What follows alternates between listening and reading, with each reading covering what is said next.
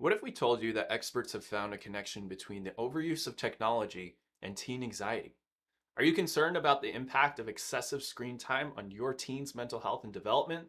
If you noticed your child struggling with anxiety, depression, or behavioral issues, and you suspect that their phone or tablet might be playing a role, then this video is for you. In today's digital age, it's nearly impossible to avoid screens entirely. It's crucial to understand the potential risks associated with too much technology use, especially for our children. In this video, we'll explore the findings of psychologist Jonathan Haidt, who argues that the rise of smartphones and social media has led to a mental health crisis among young people. This video is for parents who want to make informed decisions about their child's technology use and protect their mental well-being in an increasingly digital world. We'll dive into the research linking excessive screen time to increased rates of anxiety, depression, and self-harm among adolescents. You'll learn about the concept of the great rewiring of childhood and discover practical strategies for setting healthy boundaries around technology use in your family. The numbers are alarming.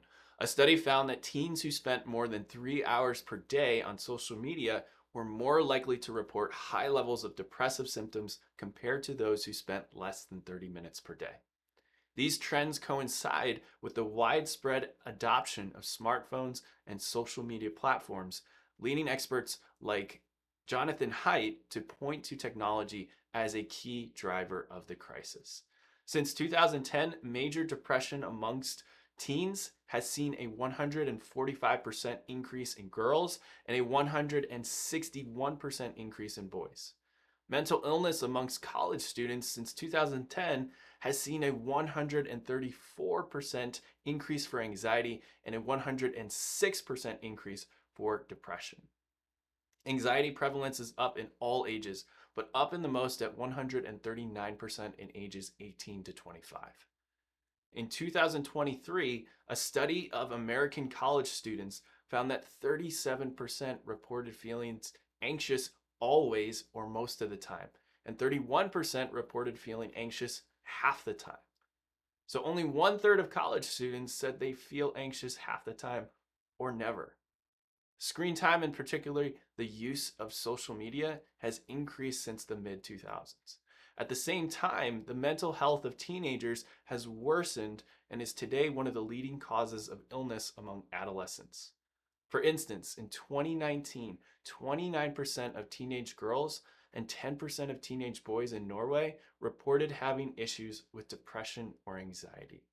In the public debate, many argue that exposure to social media is one of the major contributing factors to increase in mental health issues amongst teenagers, as social media is addictive and harmful and fuels an experience of inadequacy about your personal life or appearance.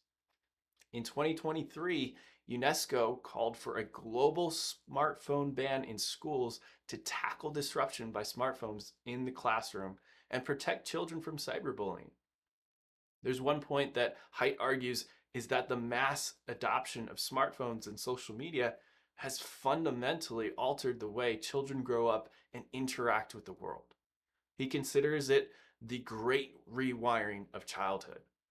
And the evidence is super clear that since 2010 to 2012, even before COVID, the rates of mental health issues and anxiety have absolutely exploded and are directly tied to teens and young adults being literally tied to their phones and social media 24/7. This is a two-part problem.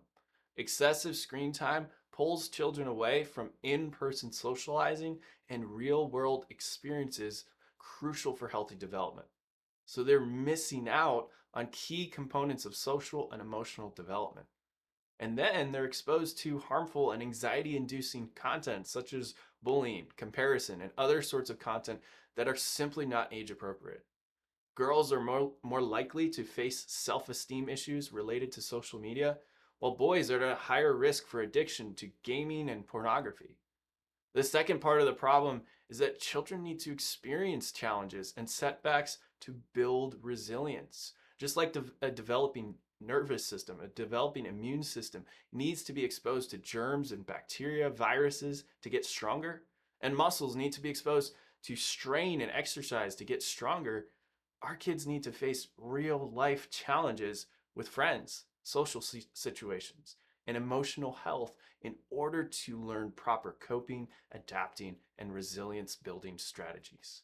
When we start to understand the neuroscience of tech addictions and teen anxiety, it shows even more clarity as to why this topic is so important. The constant exposure to these high stress situations in the virtual world, combined with missing out on time outdoors and with friends, moving, exercising, laughing, engaging, and so forth, adds up to yet another layer of the perfect storm.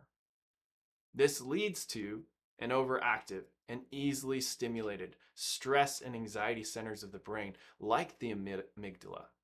It's a literal rewiring of the brain for anxiety, ADHD, and depression. The detrimental effects of this are seen by observing the underactive and understimulated parts of the brain, specifically the ones that are responsible for creating a calming effect, emotional regulation, and good decision making, which are the functions of the hippocampus and the prefrontal cortex. So what can we do, and what are some practical tips that parents can implement to help their teens and kids not be so affected by this? Set clear boundaries around screen time and model healthy technology habits. It starts with us. We've got to be that example. And what is an example of that? Set a household rule. Not getting a phone until age 14. No social media until age 16. And even then, apply limits and structure that fosters tons of free phone-free time. Additional things you could be doing is encouraging in-person socializing and offline activities. Monitor your child's online activity. Use parental controls when necessary, and foster open communication about the challenges of navigating the digital world. Parents have the power to shape their children's relationship with technology and protect their mental well-being. By setting healthy boundaries, encouraging real-world experiences, and staying engaged in their lives, both online and off, we can help them navigate the challenges of growing up in the digital age.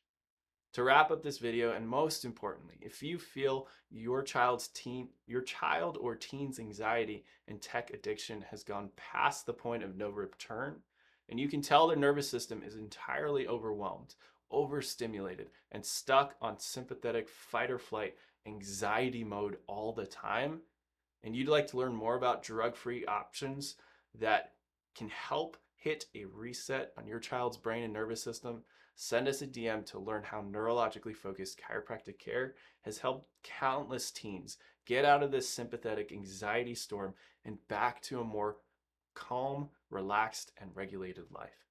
Thanks for watching, and we'll see you in the next one.